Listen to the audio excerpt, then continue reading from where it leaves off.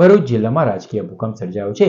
પૂર્વ ધારાસભ્ય મહેશ વસાવાએ કોંગ્રેસને કહ્યું અલવિદા. ભરૂચ જિલ્લામાં રાજકારણમાં મોટો ઉથલપાથલ સર્જાયો છે.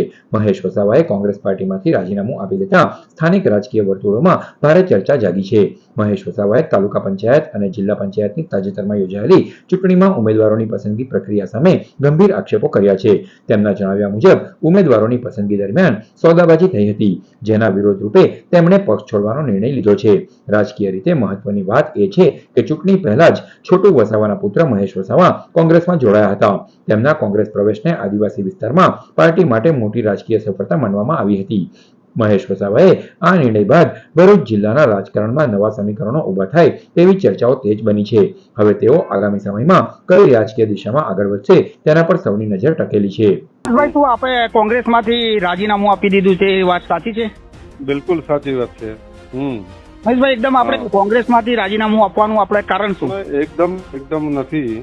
કોંગ્રેસને જયારે કોંગ્રેસની અમને જરૂર હતી ત્યારે કોંગ્રેસે અમને ઘણા બધા સત્તાઓ આપવા માટેની વાત કરી હતી અને એ પ્રમાણે અમે કોંગ્રેસની અંદર જોડાયા કે આવનારા સમયની અંદર ટ્રાઇબલ વિસ્તારનો અંદર વિકાસ થાય, શિક્ષણનો વિકાસ થાય, આરોગ્યનો થાય, સિંચાઈનો થાય અને આદિવાસીઓ માટે જે પ્રાવધાન સંવિધાનમાં લખ્યું છે એને અમલવારી થાય.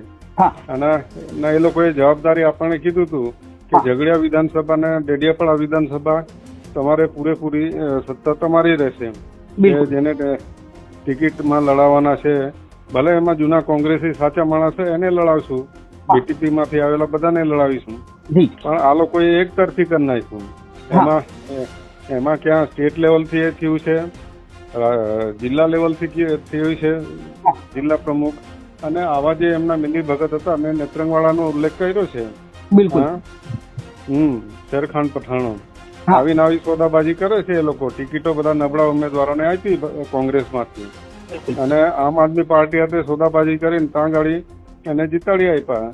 એવી રીતે ભાજપને બી કોઈ જગ્યાએ કર્યું છે એ લોકોએ. એટલે કોંગ્રેસે આપને લાભ આપ્યો છે એને લઈને, અને જે સોદાબાજી કોંગ્રેસ દ્વારા થઈ છે એ કારણોસર આપણે રાજીનામું આપ્યું છે. બરાબર. આપ તમે જોઈ લો, હું હજુ ચૂપ હતો પણ નેત્રંગ તાલુકા પંચાયતમાં એક સભ્ય ઘટતો હતો. બરાબર છે. આમ આદમીના 7 હતા, નાના 7 હતા. આમ તો આમ આદમીના 8 હતા, એક એક્સપાયર થઈ ગયા.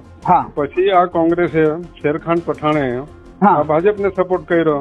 શું કોંગ્રેસનો આદેશ છે, કોંગ્રેસ પાર્ટીની વિચારધારા છે એ ત્યાં સ્ટેટમાંથી અમિતભાઈ કેવડાવવામાં આવ્યું કે સેન્ટ્રલમાંથી કે પછી રાજેન્દ્રસિંહ રાણા કે પછી શેરખાન પઠાણે જાતે નિર્ણય કર્યો છે?